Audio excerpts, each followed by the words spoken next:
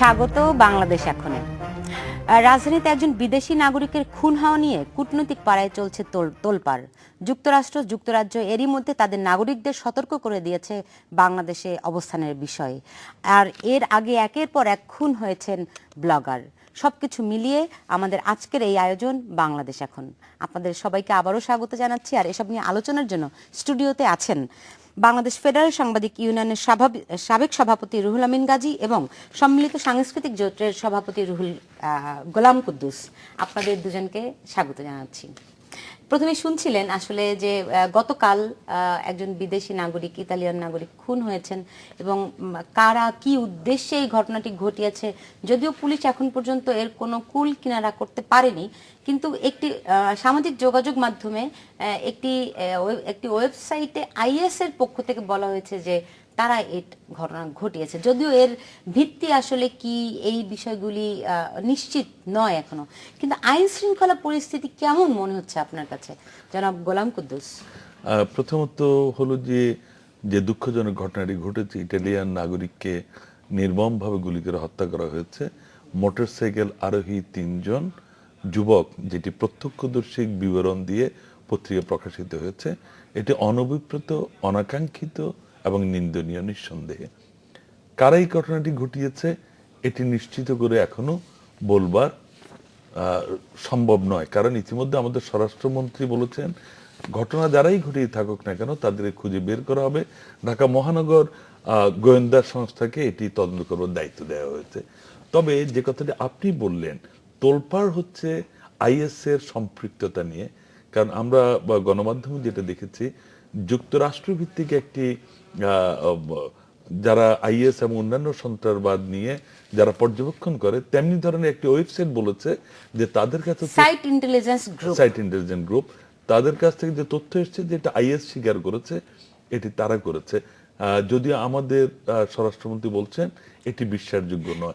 স্বরাষ্ট্রমন্ত্রী বলেছেন যে বাংলাদেশে আসলে আইএস এর কোনো সম্পৃক্ততাই নাই, কিন্তু আপনি যদি গত 8 মাসের হিসেব ধরেন তাতে করে আইএস এর যুক্ত হতে পারে এরকম সন্দেহে অন্তত 20 জনকে কিন্তু আটক করা হয়েছে। তাহলে স্বরাষ্ট্রমন্ত্রীর বক্তব্য কি স্ববিরোধী মনে হয়, জনাব রুহুল আমিন গাজী? প্রথমত আমি ঘটনাটিকে তীব্র নিন্দা করতে চাই, কারণ আমরা বাংলাদেশ শান্তিপ্রিয় দেশ, আমাদের এখানে ধর্মীয় সম্প্রীতিটা সাংঘাতিকভাবে আছে, এটাই আমরা গর্বও করি। এটা ভারতও কোথাও কোথাও আমরা দেখি বিভিন্ন সময় বিভিন্ন, কিন্তু আমাদের এখানে কিন্তু এই জিনিসটা নেই একেবারেই। সেই কারণে এটা আমাদের একটি অহংবোধ। সেই ক্ষেত্রে কূটনীতিক পাড়া এই ধরনের একটি হত্যাকাণ্ড নিঃসন্দেহে নিন্দার দাবি রাখে এবং যে কোনো মূল্যে এর তদন্ত করে এই রহস্য উদ্ঘাটন করে উপযুক্ত শাস্তি বিধান করতে হবে, যাতে আর কোনো ঘটনা। বাংলাদেশে কি আইএস আছে বলে আপনার ধারণা কেমন? আমাদের স্বরাষ্ট্রমন্ত্রী তো এটাকে উড়িয়ে দিয়েছেন যে বাংলাদেশে আইএস এর কোনো অস্তিত্ব নাই। আসলে এটি একটা তদন্তের বিষয়। আমি স্বরাষ্ট্রমন্ত্রীর বক্তব্য যেমন উড়িয়ে দিতে চাই না, আবার তেমনি নিজেও দায়িত্ব নিয়ে এই কথাটি বলতে চাই না, কারণ যুক্তরাষ্ট্রভিত্তিক যে সংগঠনগুলি এগুলি ফোকাস করে, তাদের বিভিন্ন মেকানিজম এখানে রয়েছে। আমাদের তো সেই মেকানিজম নেই, আমরা সেগুলি দেখিও না। আমরা যারা বাংলাদেশের সাংবাদিক করি তারা সেইগুলিকে পর্যবেক্ষণ করার আসলে কোনো ব্যবস্থা আমাদের কাছে নেই, যেটা রিয়েলিটি, যেটা সত্য করে না। সুতরাং ওইভাবে নিশ্চিত করে বলা দুরূহ কাজ, কারণ বাংলাদেশ আইএস কেন সম্পৃক্ত হবে সেটাও আমার একটা বোঝার বিষয়। কারণ বাংলাদেশের সাথে আইএস এর সম্পৃক্ত এখন এটা মিডল ইস্টের অংশ আমরা না, বা আমরা মিডল ইস্টে যে ঘটনাগুলি, মিডল ইস্টের অংশ না, কিন্তু আপনি যদি যুক্তরাষ্ট্র ধরেন, যুক্তরাজ্য ধরেন, সেখানে বাংলাদেশি বংশোদ্ভূত অনেক নাগরিক কিন্তু আসলে সেখানে যোগ দিয়েছে, সেই সমস্ত খবর আমরা জানি। সিলেটের অনেকের কথা আমরা জানি, তাই না? সেটা ধরেন সেখান থেকে দীর্ঘদিন সে বসবাস করছে বা ওই দেশের নাগরিক হয়ে গেছে, সেখান থেকে সে যাচ্ছে, এটা একটা ভিন্ন প্রেক্ষাপট। তার মোটিভেশন কিভাবে হয়েছে আমরা জানি না। কিন্তু বাংলাদেশের যে আর্থসামাজিক যে কাঠামো আমাদের, বা আমাদের ভৌগোলিক যে অবস্থান, সেটা কিন্তু এটা বিশ্বাস করা দুরূহ কাজ যে এখানে আইএস এর জন্ম হয়েছে বা আইএস এর অ্যাক্টিভিটিস আছে। কারণটিও যেমন সঠিক আমরা বলে মনে করি না, এবং আমার ধারণা এটি সঠিক কোনোভাবেই না, কারণ আইএস কেন সম্পৃক্ত হবে। কিন্তু মনে করেন এর আগে তো একের পর এক ব্লগার হত্যা হয়েছে, আপনি বলতে পারেন যে প্রত্যেক মাসে একজন করে ব্লগার হত্যা হয়েছে কিছুদিন আগেও। সেগুলির সঙ্গে জঙ্গিদের একটা সম্পৃক্ততার মানে কয়েকজনকে আটকও কিন্তু করেছে গোয়েন্দা পুলিশ, তাই না? ফলে আসলে এগুলির সঙ্গে কোনো সম্পর্ক থাকতে পারে না, আমার কাছে যেটা মনে হয় দু ধরনের বিষয়, সম্পূর্ণ আলাদা দুটি ভাবে আমাদেরকে বিবেচনা করতে হবে।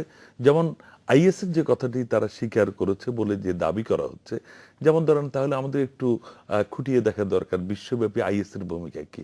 আইএস এখনো পর্যন্ত আমার জানা মতে তারা মধ্যপ্রাচ্য বা আফ্রিকান কতগুলি স্টেট ছাড়া তারা কোথাও এই ধরনের গেরিলা কায়দায় কোনো ধরনের আক্রমণ পরিচালনা করেনি, এবং এটি প্রথম একটি ঘটনা যেখানে তারা দাবি করেছে।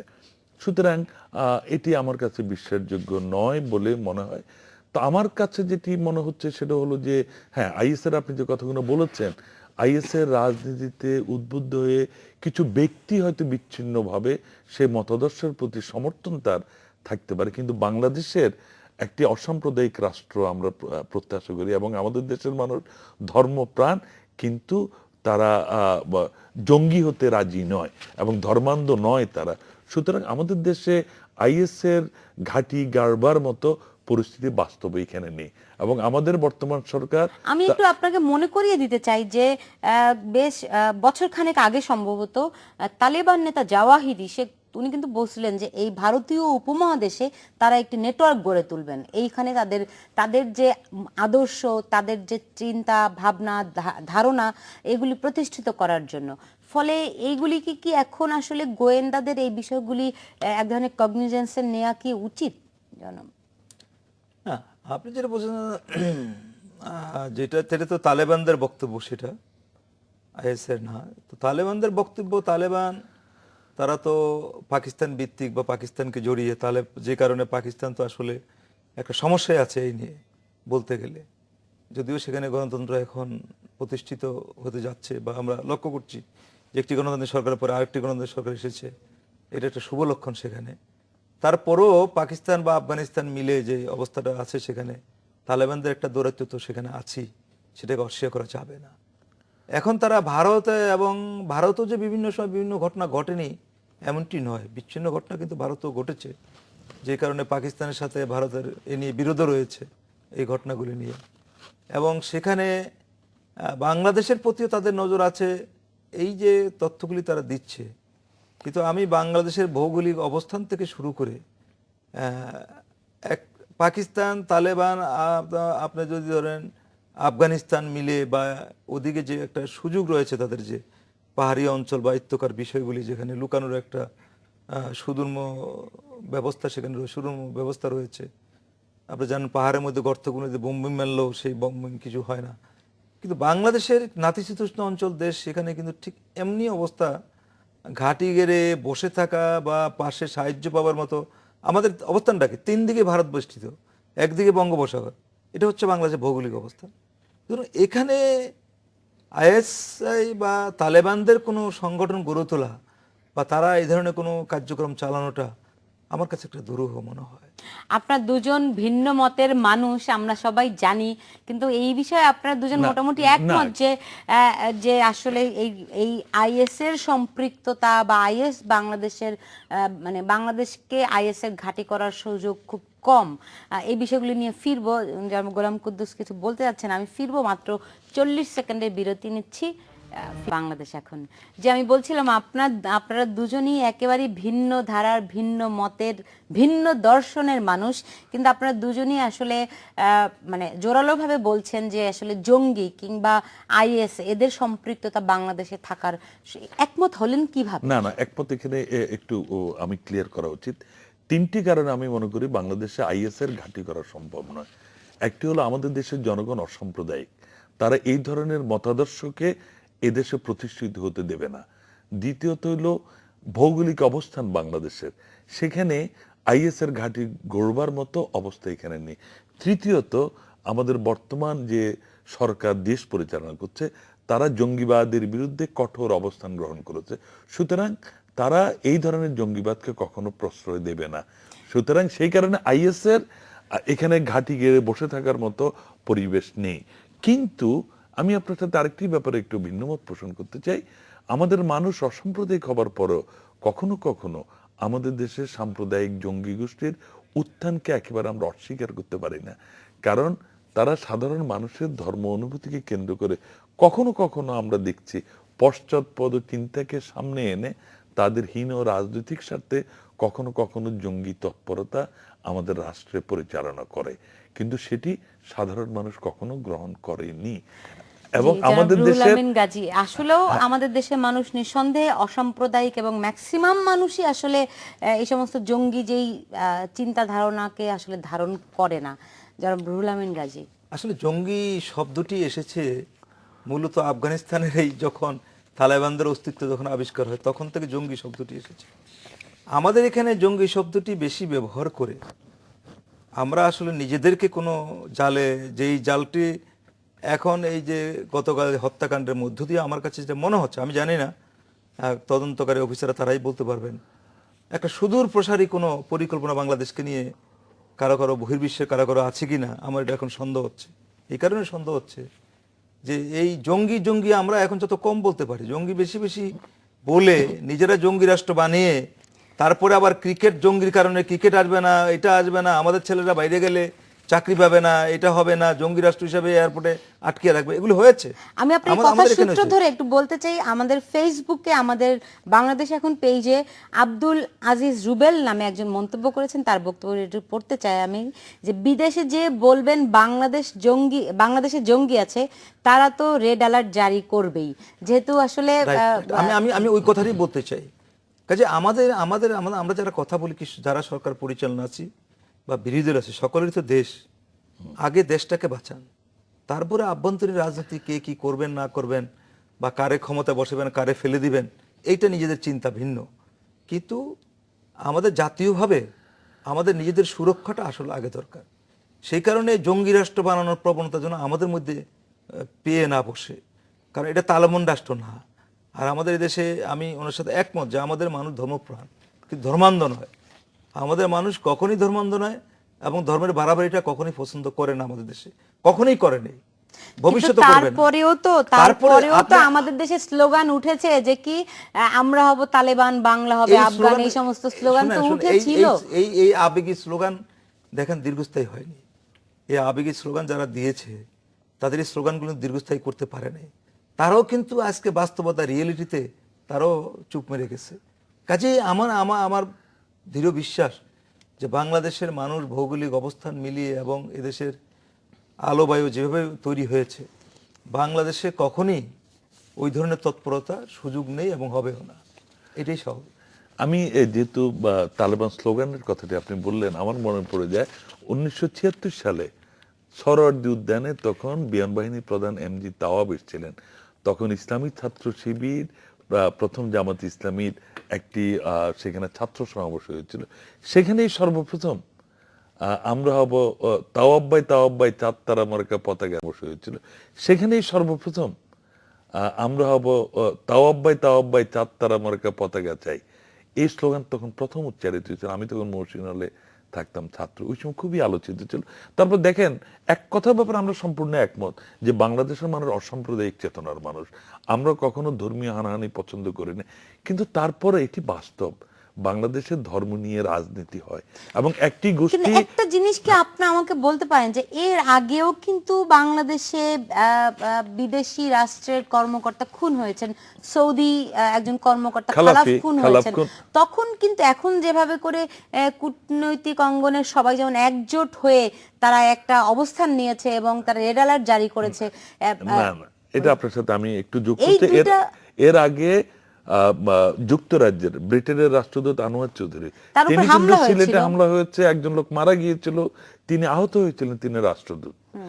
এবং তার পরবর্তী যে আপনি যে খালাফের কথা যেটা বললেন, সেখানে তদন্ত হয়েছে, দুজনকে গ্রেপ্তার করা হয়েছে, মৃত্যুদণ্ড দেওয়া হয়েছে, সেটি সম্পূর্ণ চিন্তার উদ্দেশ্যে করা হয়েছে এবং সৌদি গভর্নমেন্ট বলেছে তারা সেই বিচারে সন্তুষ্ট না। আমার প্রশ্নটি হচ্ছে, তখন তো এত রেড অ্যালার্ট কিংবা এরকম পরিস্থিতি তৈরি হয়নি, এইবার কেন হলো? না, এবার তো কেন হলো যে হঠাৎ করে দেখেন, যেখানে আমরা সম্পূর্ণ প্রস্তুত, অস্ট্রেলিয়ান ক্রিকেট দল আমাদের এখানে আসবে, আমরা সমস্ত প্রস্তুতি গ্রহণ করে বসে আছি, এবং বাংলাদেশের সকল রাজনৈতিক দল, কি ইসলামিক কি অন ইসলামিক, সকল রাজনৈতিক দল কিন্তু ক্রিকেটকে ভালোবাসে না এমন রাজনৈতিক দল কিন্তু নাই। আমরা দেখি নাই যে অনেক সরকারের নিয়ে সরকারের আন্দোলন, সরকার বিরোধী আন্দোলন অনেক গোলমাল ছিল, তার মধ্যে কিন্তু ক্রিকেট খেলা হয়েছে, কোনো টু শব্দটি আমরা কোনো ডিস্টার্ব লক্ষ্য করি না। তার মানে হচ্ছে সকল মতাদর্শী ক্রিকেটকে ভালোবাসে বাংলাদেশে। ক্রিকেট একটি বাংলাদেশের সম্পদে পরিণত হতে যাচ্ছে। তেমনি একটি সময় হঠাৎ করে যাচ্ছেন, এরই মধ্যে নিশ্চয়ই হয়েছে। মানে আমরা গ্রাজুয়ালি আমরা তো আরো ভালো চূড়ান্ত করবো লক্ষ্য নিশ্চয়ই। বুঝতে চাই আর কি, সেই দিক থেকে আমি বলেছি। এবং সেখানে আজকে অস্ট্রেলিয়া হঠাৎ করে বলে দিল যে না আমি আসবো না, আমার নিরাপত্তার প্রশ্ন, যখন আসলে নিরাপত্তার প্রশ্নটি আসে নাই। আজকে কূটনীতিপাড়ায় হত্যাকাণ্ডটি হইলো তারপরে, কিন্তু আগে কিন্তু হয় না। তারা কিন্তু আগে থেকে একটা অবস্থান নিয়ে বসে আসার দান দরবার শুরু করে দিছে। পরের দিন এই হত্যাকাণ্ড তাদেরকে আরো নিশ্চিত করছে না আসার বিষয়টি। আমি জানি না এখানে কোনো রাজনীতি জড়িয়ে আছে কিনা, বাট আমাদের তো সন্দেহ করার যথেষ্ট কারণ রয়েছে যে হঠাৎ করে এটা কি আন্তর্জাতিক ষড়যন্ত্রের কথা ভাবছেন? আমি আমি আমি ভাবছি এরকমই, যে এরকম কিছু না হলে এক্ষেত্রে আমার বক্তব্য আছে। আমি যেমন ধরেন, আমি ভাইয়ের সাথে সম্পূর্ণ একমত যে বাঙালি ক্রিকেট পাগল জাতি হিসেবে ইতিমধ্যে সারা পৃথিবীতে তার একটি মর্যাদার আসনে প্রতিষ্ঠিত হয়েছে। এবং অতি সম্প্রতি এখানে দক্ষিণ আফ্রিকা এসে ক্রিকেট খেলে গেল, পাকিস্তান এলো, ভারত এলো, কেউই নিরাপত্তার অভাবের কথা বললো না। এবং আমরা দেখেছি গ্যালারি ভর্তি দর্শক কিভাবে এই খেলাকে উপভোগ করেছে। এমনকি অবরোধের মধ্যে পর্যন্ত উপচে পড়া মানুষ ছিল। দল মত নির্বিশেষে প্রত্যেকেই ক্রিকেটকে ভালোবাসে এবং ক্রিকেট যাতে নিশ্চিন্ত হতে পারে সেই কাজটি করছে। তাহলে কোত্থেকে আমি একটু এই পয়েন্টটি বলে শেষ করতে চাই, সেটা হলো আমার একটি আশঙ্কা আছে। যেমন এই যে অস্ট্রেলিয়া বলল যে তাদের কাছে গোয়েন্দা তথ্য আছে, এবং এটা বললো একদিন আগে, তাদের টিম আসার একদিন, তাহলে তারা কেন আরো 7 দিন 10 দিন আগে বললো না? আগে থেকে তথ্য না পেলে বলবে কিভাবে? একদিন আগে তথ্যটা কিভাবে পেলো তারা? তাহলে সূত্রটি বাংলাদেশ গভর্নমেন্টকে তাদের জানানো উচিত। আর আমার কাছে যেটি মনে হয় যে বাংলাদেশের ক্রিকেটের অগ্রযাত্রাকে প্রতিহত করবার জন্য কোনো একটি মহল এই সময় এই ধরনের একটি ঘটনা ঘটিয়ে আমাদের দেশে একটি অস্থিতির পরিস্থিতি আছে এটি প্রমাণ করতে চায়, এবং এর মধ্য দিয়ে ক্রিকেটের অগ্রযাত্রাকেও তাতে লাভ কি? সেই সঙ্গে এই প্রশ্নটির সঙ্গে একটি শিরোনাম আমি বলতে চাই, একটি কাগজে শিরোনাম করেছে বাংলাদেশ সহ দক্ষিণ এশিয়ায় জঙ্গি হামলার আশঙ্কা। আসলেই কি তাই? এবং আপনি যেই ষড়যন্ত্রের কথা বলছেন তাতে কার কি লাভ, এই বিষয়টির সঙ্গে আমি আরো একটি বিষয় যোগ করতে চাই। ফেসবুকের বাংলাদেশ এখন পেজে অপূর্ব আফসান একটি কমেন্ট লিখেছেন যে দেশে সুশাসন না থাকলে এরকমটা হওয়াই কি স্বাভাবিক নয়? এসব প্রশ্নের জবাব নিয়ে আমি ফিরবো, নিচ্ছে একটা ছোট্ট বিরতি। যে আমি প্রশ্ন রেখেছিলাম যে আসলে এই কাগজ বলছে যে বাংলাদেশ সহ দক্ষিণ এশিয়ায় জঙ্গি হামলার আশঙ্কা। এটি একটা কাগজ, আর একটা ভোরের কাগজ একটা সিঙ্গেল কলাম একটা খবর করেছে ঠিক বিপরীত। নিরাপত্তা সূচকে যুক্তরাষ্ট্রের চেয়ে এগিয়ে বাংলাদেশ। আসলে বিষয়টা তাহলে মানে ধোঁয়াশা নেই, বিষয়টা কোথায়?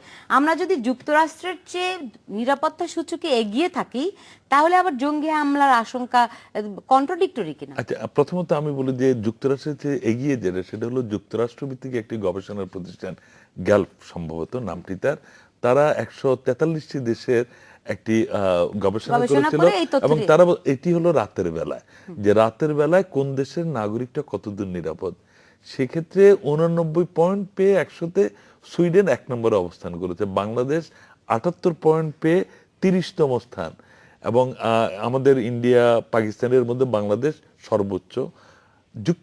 মার্কিন যুক্তরাষ্ট্র 77 পয়েন্ট পেয়ে বাংলাদেশের নিচে অবস্থান করছে। তার মানে কি?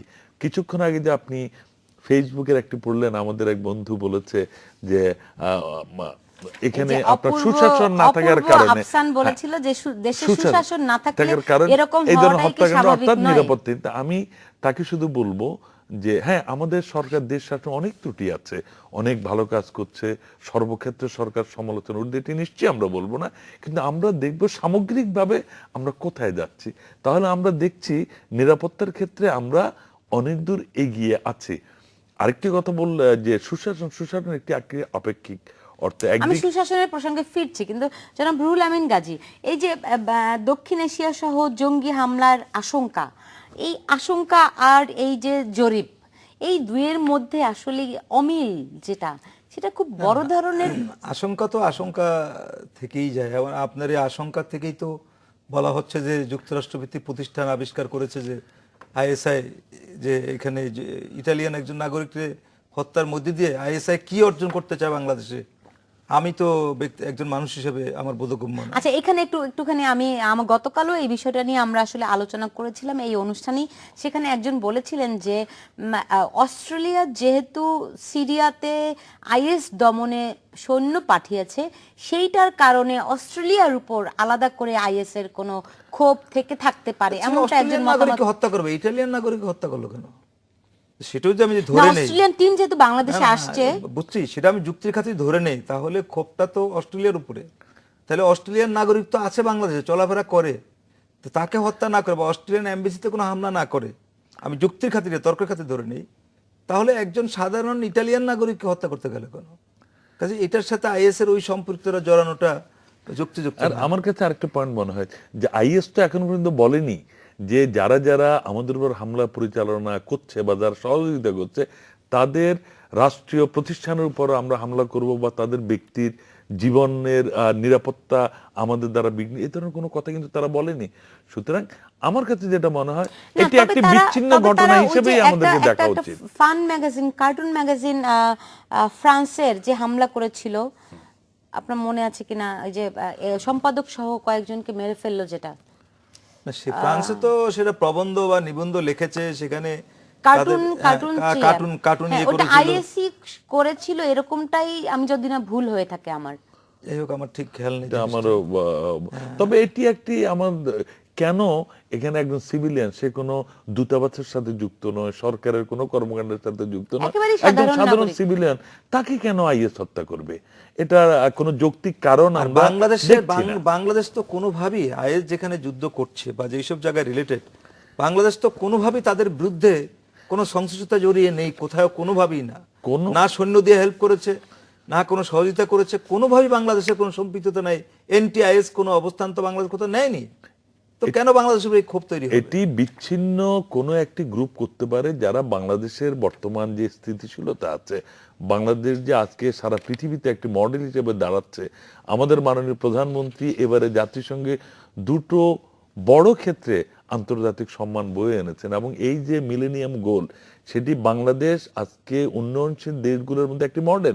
আমরা 2015 সালের মধ্যে সেই সহস্রাব্দ উন্নয়ন যে পরিকল্পনা, সেটি আমরা অনেক ক্ষেত্রে আমরা সম্পূর্ণ করেছি, আমরা সেটি কমপ্লিট করতে পারি, যেটি অনেক রাষ্ট্র পারেনি। এবং এই যে আপনার কৌশলগত যেটি এবং 17টি দফা যেটি আমরা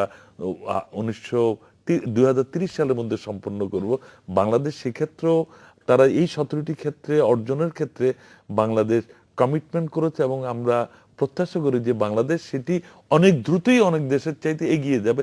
এবং সামগ্রিকভাবে বাংলাদেশে আজকে শুধু ক্রিকেট নয়, সারা পৃথিবীতে নারীর ক্ষমতায়ন থেকে শুরু করে অর্থনৈতিক প্রবৃদ্ধি থেকে শুরু করে আপনি তথ্য প্রযুক্তি, জলবায়ু থেকে শুরু করে বিদেশে শান্তি মিশনে সৈন্য প্রেরণ, শিক্ষা ব্যবস্থা থেকে শুরু করে সামরিক বাহিনী, সকল ক্ষেত্রে বাংলাদেশের যে অর্জন, এই অর্জনকে যারা সহ্য হয়নি, তারা কেউ হয়তো এই বিচ্ছিন্ন ঘটনার সাথে যুক্ত থাকতে পারে, যে বাংলাদেশকে নিয়ে একটি প্রশ্নবোধক চিহ্ন দিয়ে দেওয়া আর কি। রাইট। আর সব মানে সব রাষ্ট্রগুলি একসঙ্গে যখন জোটবদ্ধ হয়, তখন বিষয়টা একটা ভিন্ন ধরনের প্রশ্ন কিন্তু তোলেও। কিন্তু আমি একটু অন্য মানে অস্ট্রেলিয়ার দল বাংলাদেশে আসছে না, এতে কিন্তু বাংলাদেশের ক্রিকেট প্রেমীরা কিন্তু অনেক হতাশ। আমি একটু এই আমাদের বাংলাদেশ এখন পেজ থেকে বলতে চাই, আব্দুর রহমান তিনি একটি বাংলাদেশের ক্রিকেট প্রেমীরা কিন্তু অনেক হতাশ। আমি একটু এই আমাদের বাংলাদেশ এখন পেজ থেকে বলতে চাই, আব্দুর রহমান তিনি একটি মতামত দিয়েছেন যে আমরা খেলাকে ভালোবাসি, প্লেয়ারদের ভালোবাসি, তাই তাদের কোনো ক্ষতি হতে আমরা দিব না। আসলে প্লেয়ারদের প্রতি যে আমাদের শুধু বাংলাদেশের প্লেয়ার না, মানে সারা বিশ্বেরই যে কোনো ক্রিকেটার হোক, যে কোনো খেলোয়াড়ই হোক, তাদের প্রতি কিন্তু বাংলাদেশের মানুষের একটা আলাদা একটা শ্রদ্ধা বলেন, মমত্ব বলেন কিন্তু আছে। বাংলাদেশ কতটা উদার! বাংলাদেশ ক্রিকেটের মহিলার টিম কিন্তু পাকিস্তান চলে গেছে আগামীকাল খেলা। তারা যখন বলেছে যে আমরা সর্বোচ্চ প্রেসিডেন্সিয়াল নিরাপত্তা দিব, তখন বাংলাদেশ কোনো টিম পাঠিয়ে দিয়েছে, বাংলাদেশ এখানে কার্পণ্য করে নাই। তারপর জিম্বাবুকে আমরা দেখলাম পাকিস্তান গিয়ে খেলে আসছে, অস্ট্রেলিয়া যেখানে পাকিস্তানে খেলতে যায় না, এরকম কিন্তু টিম গিয়ে কিন্তু খেলে আসছে। জিম্বাবুকে তারা হুমকি দিচ্ছে না খেলার জন্য, তারপর কিন্তু তারা বলছে আমরা খেলা শেষ করবো, এবং তারা শেষ করে গেছে। তো কাজে আজকে ক্রিকেট নিয়েও যে আন্তর্জাতিক ষড়যন্ত্র হতে পারে, এটা আমরা বিশ্ব ক্রিকেটে আমরা তার শিকার হয়েছি, বিশ্ব ক্রিকেটে আমরা তার শিকার হয়েছি। এই কথা আমি আলোচনা করতে চাই না, সকলেরই জানা। সুতরাং আজকে আমাদের ক্রিকেটের যে উন্নতি বা আমরা সম্প্রতি যে খেলাগুলো হয়েছে পাকিস্তান, ভারত এবং যেভাবে দক্ষিণ আফ্রিকা, যে খেলাগুলো আমাদের যে মান উন্নয়নের যে দিকটা আমরা যে জায়গায় ইনশাল্লাহ আমরা যেভাবে এগিয়ে যাচ্ছি, এইটা কারো কারো সহ্য হচ্ছে না কিনা এটা আমার একটু ব্যক্তিগত আপনি সন্দেহ একটু হচ্ছে। যদি খোলাসা করে বলেন। না, আমি আমি আমি আরেকটু খোলাসা করে আমি যদি বলেন। কাউকে তো আমরা ছোট দেশ, আমরা কি করে এত বড় বড় কথা বলি, সেই কারণে আমরা সংযত হয়েই কথা বলতে হয়।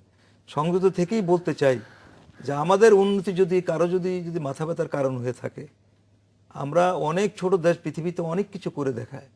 আমরা তো অনেকদিন পরে আসতেছি, আমরা তো ক্রিকেট শুরু করেছি অনেকদিন ধরে, আমরা হাঁটি হাঁটি পা পকেটে শিখতে শিখতে একটা জায়গায় এসেছি।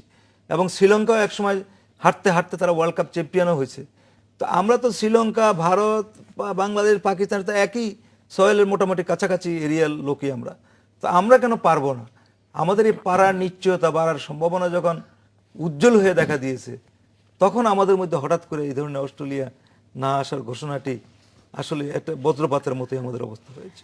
সেখানে একটা জিনিস একটু যখন দেখেন আমাদের উপমহাদেশের দেশগুলাই কিন্তু ক্রিকেট বেশি ডমিনেট করে, যতখানি যদিও আমি খেলা একটু কম বুঝি, কিন্তু তারপরেও এখন এই অবস্থায় সেই আপনি যে ষড়যন্ত্রের কথা বলছেন, সেই ষড়যন্ত্রটা আসলে কোন দিক থেকে আসতে পারে, এই প্রশ্নের জবাব নিয়ে ফিরবো। নিচ্ছে একটা ছোট্ট বিরতি, সঙ্গেই থাকুন। জি, বাংলাদেশ ক্রিকেট দল নিয়ে যেই বাংলাদেশ ক্রিকেট না, মানে বাংলাদেশের সফর নিয়ে অস্ট্রেলিয়ার, আপনি বলছিলেন যে আমি বলছিলাম যে বাংলাদেশ ক্রিকেট টিমের ফিজিও, যিনি অস্ট্রেলিয়ান নাগরিক, তিনি গতকালকে ঢাকায় বলেছেন যে আমি একজন অস্ট্রেলিয়ান নাগরিক হিসেবে বলছি, অস্ট্রেলিয়ার টিমের বাংলাদেশে না আসবার পিছনে সন্ত্রাসের বা জঙ্গিবাদের কোনো কারণ আছে বলে আমি মনে করি না। এর মধ্যে দিয়ে প্রমাণিত, যেটি আমাদের সরকার বলছে বারবার, বাংলাদেশ ক্রিকেট কন্ট্রোল বোর্ডের চেয়ারম্যান বারবার বলছেন যে এখানে অতি সম্প্রতি বিদেশি দলগুলো এসে খেলে গেছে, কোনো নিরাপত্তার বিঘ্ন ঘটেনি। আমরা শতভাগ নিশ্চিত করছি যে অস্ট্রেলিয়া বাংলাদেশে আসুক, এখানে তাদের নিরাপত্তাহীনতার কোনো কারণ ঘটবে না। আমার মনে হয় এতগুলোর পর অস্ট্রেলিয়া না আসবার কোনো কারণ নেই। আমরা আশা করব অস্ট্রেলিয়া কর্তৃপক্ষ তাদের সিদ্ধান্ত পুনর্বিবেচনা করবে এবং ক্রিকেটের স্বার্থে, এবং ক্রিকেট শুধু একটি খেলা নয়, এটি আজকে অ্যাম্বাসেডর হিসেবে সারা পৃথিবীতে কাজ করছে, এবং ক্রিকেটের স্বার্থে তারা বাংলাদেশে আসবে, বাংলাদেশের মানুষ ক্রিকেট উপভোগ করবে এবং আমরা এগিয়ে যাব। ফুটবল টিমও ক্যান্সেল করে দিয়েছে বাংলাদেশের সফর, তাই না? ফলে আসলে কতখানি কি আর আশা করা যায়। আমি একটু হজের প্রসঙ্গে ফিরতে চাই। এখন পর্যন্ত প্রায় ২৬ জন বাংলাদেশি হাজির মৃত্যুর খবর পাওয়া গেছে, কিন্তু বাংলাদেশ থেকে মানে সরকারি খরচে ৩৫০ কর্মকর্তা কর্মচারী আপনার হজে যান হাজিদের দেখাশোনা করার জন্য। কিন্তু তারা, আমরা আজকে আমাদের একটা রিপোর্টও ছিল যে তারা আসলে হাজিদের বেশি তদারকি করতে পারেন না, বরং যে সমস্ত ভিআইপিরা যান তাদের জন্যই তাদেরকে ব্যস্ত থাকতে হয়। ফলে পুরো বিষয়টা একটা প্রহসনের মতো না, জনাব রুহুল আমিন গাজী? না, হজে ব্যক্তিগতভাবে আমি নিজেও হজ করেছি।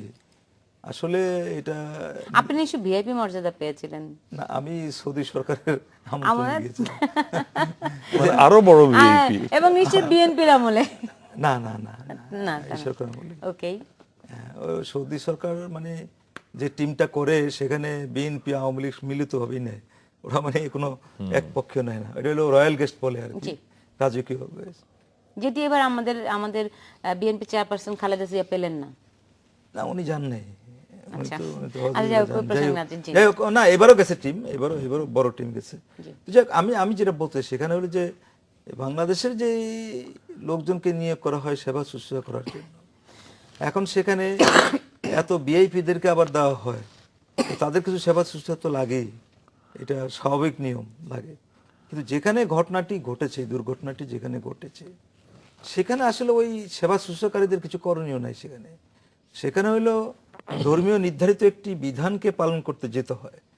কিন্তু আমি নিজে উমরাও করেছি, আমি অবাক হচ্ছি যে ওখানে এতগুলি ওয়ে আছে যাওয়ার, মানে ৩-৪টা ফ্লোর করে দেওয়া হয়েছে, মানে অনেক দূর থেকে লম্বা লম্বা লম্বা লম্বা এই ব্যবস্থা রয়েছে যাতে একটা ক্লাস করবে না।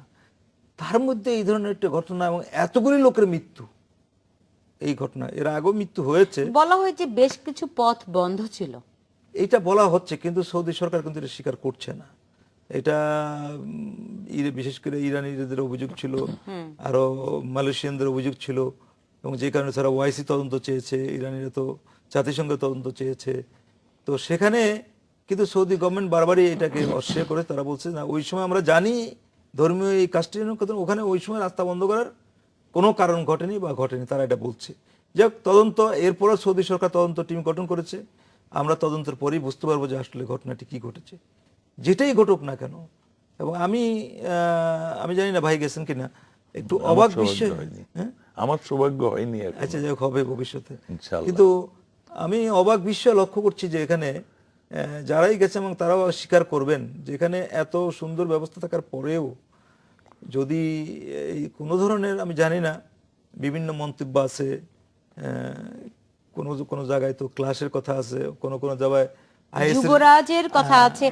আমি সেই আবার প্রসঙ্গ IS-এর বলি সূত্র নাই, আমি বের বলেছি আমার প্রশ্নটা ছিল যে সরকারি কর্মকর্তা কর্মচারী যান, তারা আসলে মানুষের সাধারণ হাজিদের জন্য তাদের কতটুকু কি করার সুযোগ আছে? না, আমি ব্যক্তিগতভাবে যেটা মনে করি, প্রথমত হলো যে এটাকে আমরা দুভাবে ভাগ করা উচিত সরকারের। প্রথমত হলো ভিআইপিদের জন্য দেখভাল যারা করবে তাদের জন্য আলাদা একটা টিম থাকা উচিত। ভিআইপিদের দেখভালের জন্য আলাদা লাগবে কেন লোক? তিনি তো যাচ্ছেন হজ করতে। না, হজ করতে যাচ্ছেন, তারপরে যেমন ধরেন মন্ত্রী যাচ্ছে, সেখানে সচিব যাচ্ছে, তাদের হচ্ছে সরকারের তাহলে প্রটোকল তো আপনার অনুযায়ী। ধর্মীয় মানে ধর্মের, ইসলাম ধর্মের যে মূল চেতনা, সেটার সঙ্গে তো এটা মেলে না। মেলে কি? না, কিন্তু আপনি যখন রাষ্ট্রপতি যায়, যখন প্রধানমন্ত্রী যান, সৌদি যুবরাজ যখন যান, তখন সেখানে সেইটা কিছু একটা প্রটোকল protocol তো হতে আছে। পারে। সহায়তা করতে রাষ্ট্রপতিকেও কিন্তু ওই কাজটা নিজেই করতে নিজে হবে। নিজে Right. করতে হয়। কাজে আরেকজন হেল্প করে কিছু নেই না, এখানে। কিন্তু এখানে যারা তাহলে আমি যে 350 জন গেল, তাদের দায়িত্ব, প্রধান দায়িত্ব হলো সাধারণ হাজিদের সমস্যাগুলো, কারণ তাদের তো স্পেসিফিক কিছু দায়িত্ব আছে, নাহলে তারা গেল কেন? Right. সেই দায়িত্বটুকু তারা সঠিকভাবে পালন করছে কিনা, এটি এই দুর্ঘটনার মধ্য দিয়ে সামনে চলে এসছে। কাজে আমরা মনে করি যে যাদের দায়িত্ব ছাড়া কারোই যাওয়া উচিত না, যার দায়িত্ব আছে না, তাদের তো তাদেরকে দায়িত্ব সঠিকভাবে আছে। সেই ধর্ম দায়িত্বটুকু। সচিব আমাদেরকে মদিনা থেকে বলেছেন টেলিফোনে যে আসলে তারা ভিআইপিদের নিয়ে এত বেশি ব্যস্ত থাকতে হয় যে আসলে সাধারণ না, মানুষ। VIP তাহলে থেকে এটিও এখানে আমার ব্যস্ত মনে- থাকে কেন? এখানে তো ভিআইপি, এখানে যারা হজ করতে যান, হজ তো প্রত্যেকের নিজের কাজ, এটি আরেকজন তাকে তারা কি যে সহায়তা করে বাসায় দেবে? থাকেন, বাড়ি ভাড়া করে তো থাকতে হয়। হ্যাঁ, তাদের নানান রকম হুকুম তামিল করতে হয়। তামিল করতে নাহলে হয়, তাইলে- তাই তো। ফলে সেই জন্য তাহলে এই সচিব তাইলে যেহেতু তো হজ এতটুকু নিয়ে বলছেন, question এটা জবাবদিহি তো সচিবকেই করতে হবে।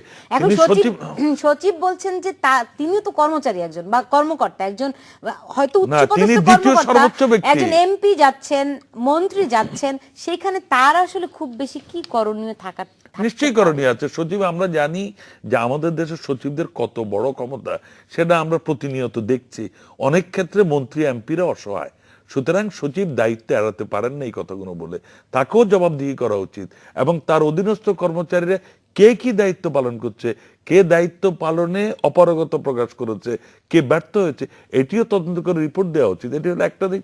তৃতীয়ত, রুলামিন গাজী, আপনি কি একটু বলতে পারেন যে আপনি যেহেতু ওখানে গেছেন, এই প্রত্যেক বছরই সরকারি মানে হজ নীতি অনুযায়ী যে এরকম একটা নির্দিষ্ট সংখ্যক লোকবল আসলে সেখানে পাঠানো হয় দেখভালের এটা জন্য, এটা এটা আসলে খুশি কমিটি বলতে পারেন, মানে কিরকম সন্তুষ্ট খুশি কমিটি। এই না হলে এই যে 30 জন 350 জন লোক অতিরিক্ত পাঠানোর কোনো যুক্তিকতা নেই। বাংলাদেশে কিছু কাকে টাকা, সন্তুষ্ট করা, কেন সন্তুষ্ট না, না, করা, না, ওই যে- সেই সন্তুষ্টের উদ্দেশ্যটা কি? এই যে এই যে তিনটি এই প্রশ্নের যে উত্তর ভাইয়ের নিয়ে মতো আমি- লোক যদি থাকে, এখন যদি তদবির করে যে আমার একটা লোকরে হজে নিতে হবে, তাহলে কোন ক্যাটাগরিতে নিব? এই সহযোগী হিসাবে ঢুকিয়ে দেওয়া হলো, সহকারী আসলে হিসেবে কি ঢুকিয়ে দেওয়া হলো। ব্যাপারটা কি? এই যে এই যে তিনটি এই প্রশ্নের যে উত্তর ভাইয়ের নিয়ে মতো আমি- লোক যদি থাকে, এখন যদি তদবির করে যে আমার একটা লোকরে হজে নিতে হবে, তাহলে কোন ক্যাটাগরিতে নিব?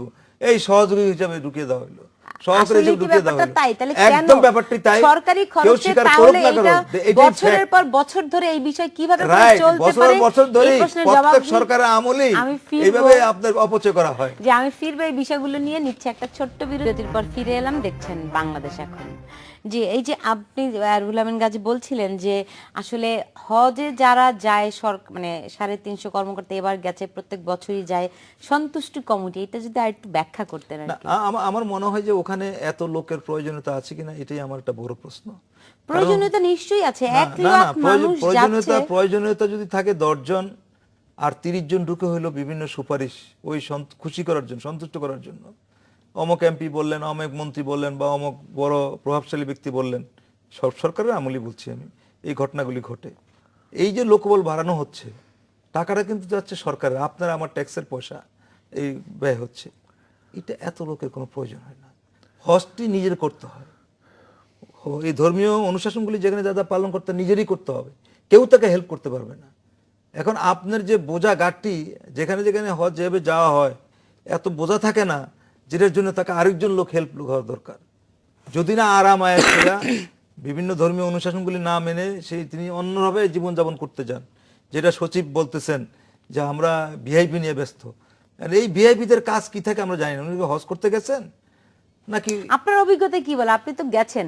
না, আমার অভিজ্ঞতা হচ্ছে যিনি যদি হজের উদ্দেশ্যে গিয়ে থাকেন তাহলে তার কোনো সহযোগী হওয়ার কোনো দরকার নেই। এটা তাকেই করতে হয় সমস্ত কাজগুলি। এখানে কোনো সহযোগীর কোনো প্রয়োজন নাই এবং সহযোগীর কোনো দরকারই নেই। আর যেই ব্যক্তি নিজে সক্ষম নয়, তা তো হজে যাওয়ারই কোনো দরকার নেই।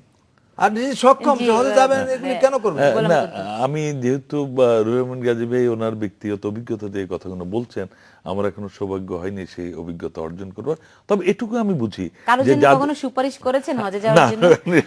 এখনো হ্যাঁ, সেটা গাজী ভাই করারও নিশ্চয়ই করেছেন, আমি সুযোগ নিশ্চিত। হয়নি। তবে আমি যে কথাটা বলছি সেটা হলো যে যদি সাধারণ হাজিদের উপকারে বা প্রয়োজন না থাকে, তাহলে এইভাবে সরকারি অর্থ ব্যয় করে 300-350 কর্মচারী কর্মকর্তা নিয়ে যাওয়ার কোনো অর্থ হয় না। এই সন্তুষ্টি কমিটি বাদ দেওয়া উচিত ভবিষ্যতে। এটি আমি সম্পূর্ণরূপে একমত পোষণ করি। আর দ্বিতীয়টি, সৌদি ব্যবস্থাপনার কথা যে কথাটি বলা হয়েছে, আমার মনে অনেকগুলো প্রশ্ন দেখা দিয়েছে। কারণ যেদিন দুর্ঘটনাটি ঘটলো তখন আমি টেলিভিশন দেখছিলাম। শুরুতে দেখছি 100 জন মারা গেল, 300 কতজন আহত। ঘন্টায় ঘন্টায় বেড়ে রাতে 9টা, 9:30টার দিকে সেটা দাঁড়িয়ে গেল 714 জন সম্ভবত মারা গেল, 834 জন আহত। এই যে জায়গা ফিক্সড হয়ে গেল, তারপরে কিন্তু আর আহত এবং নিহত সংখ্যা আর বাড়ছে না। তার মানে কি, তখনই আমরা একটা আশঙ্কা করছি যে আহত নিহতের সংখ্যা এত ব্যাপকভাবে বাড়ছে যে সৌদি গভর্নমেন্ট ভয় পাচ্ছে প্রকৃত সংখ্যাটি প্রকাশ করতে, এবং যার কারণে মানুষের মধ্যে নানা সন্দেহ দেখা দিল। এবং কিছু অব্যবস্থা তো হয়েছে। আমরা ফেসবুকে যে সমস্ত ছবি দেখেছি, গণমাধ্যমের ছবি দেখেছি, সেই যেখানে পুরো হাজিদের নিরাপত্তা বিধানের দায়িত্ব সৌদি গভর্নমেন্টের, কিভাবে তারা করবেন এটা তাদের দায়িত্ব, তাদের পরিকল্পনা। কিন্তু আমরা দেখছি নিহত শত শত হাজির লাশ স্তূপাকারে একটার উপর একটা রেখে দেওয়া হয়েছে। এটি তো অমানবিক। তারপর আমরা দেখছি ওইগুলি বোধহয় ফেসবুকে কিছু ফেক করে দেওয়া হয়েছিল। এখন কোনটা সত্য কোনটা মিথ্যা আমরা জানি না। তাইলে সৌদি গভর্নমেন্ট, তাদের তো সরকারি বুলেটিন দেওয়া উচিত ছিল প্রতি 2 ঘন্টা পর, 4 ঘন্টা পর, যে এখন এই অবস্থায় এতজন হাজি মারা গেল, এতজন আহত।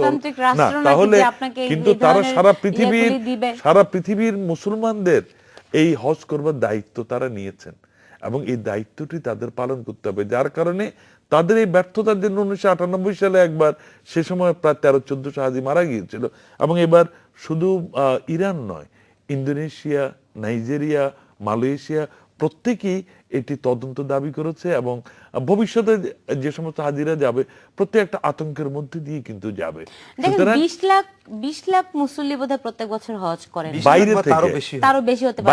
মানে আমাদের কয়েকজন সহকর্মী বলছিলেন যে আমাদের এখানে আমাদের যে বিশ্ব ইজতেমা হয় সেখানে 5 থেকে 6 লাখ লোক জমায়েত করি আর কি। তাই তো আমাদের ধারণা। বরং বলা যায় যে আমাদের কিছু নাই, তার মধ্যেও আমাদের ব্যবস্থাপনা বেশ ভালো, নাকি? তুলনামূলকভাবে তো ভালো। এখানে তো বড় দুর্ঘটনা ঘটে না। ওখানে যে ঘটনাটি ঘটে, আসলে প্রত্যেকেই তো নিজে নিজে দায়িত্ব পালন করে। ওখানে আসলে এত বিশাল আয়োজনের মধ্যে এই পুলিশ বা কিছু দিয়ে কোনো রাষ্ট্রের পক্ষেই এটা সম্ভব না। একটা অটো সিস্টেম, আল্লাহর মেহরবানিতে একটা অটো সিস্টেম কাজ করতে থাকে। এই দুর্ঘটনাগুলি এই যে আমি তো সেটাই বলছি যে এটা একটা ব্যতিক্রম কিছু, যেটা ভাই বললেন, ব্যতিক্রম কিছু না ঘটলে এই ধরনের দুর্ঘটনা। কিন্তু যে অভিযোগটি এসেছে যে সৌদি যুবরাজের, সেখানে তারা তো অলরেডি, কিন্তু সৌদি গভর্নমেন্ট তো তদন্তের মধ্যে, সৌদি গভর্নমেন্ট কিন্তু এটা অস্বীকার করেনি। তারা তদন্ত করছে, তারা অলরেডি তদন্ত স্বীকারও করে নাই, স্বীকারও করে নাই, অস্বীকারও করে নাই, তো তারা ইনকোয়ারি দিয়েছে। লেট দেম ফাইন্ড আউট কি তারা বলতে চায়, আমরা দেখি। কিন্তু দুর্ঘটনাটি অবশ্যই আমাদেরকে উদ্বেগ উৎকণ্ঠার মধ্যে ফেলে দিয়েছে। হাজিরা যারা এখন ফিরছে, বাংলাদেশে যে সমস্ত হাজিরা এখন আমাদের তো এখনো তো নিখুঁতের তালিকা আমরা পাই নাই, নিরাপদে ফিরবেন, আমরা আসলে সেই প্রত্যাশাই করি। আপনাদের দুজনকে অনেক ধন্যবাদ আজকে স্টুডিওতে আসার জন্য। দর্শক, আপনাদেরকেও ধন্যবাদ। এই ছিল আমাদের আজকের আয়োজনে। আপনারা সবাই ভালো থাকবেন।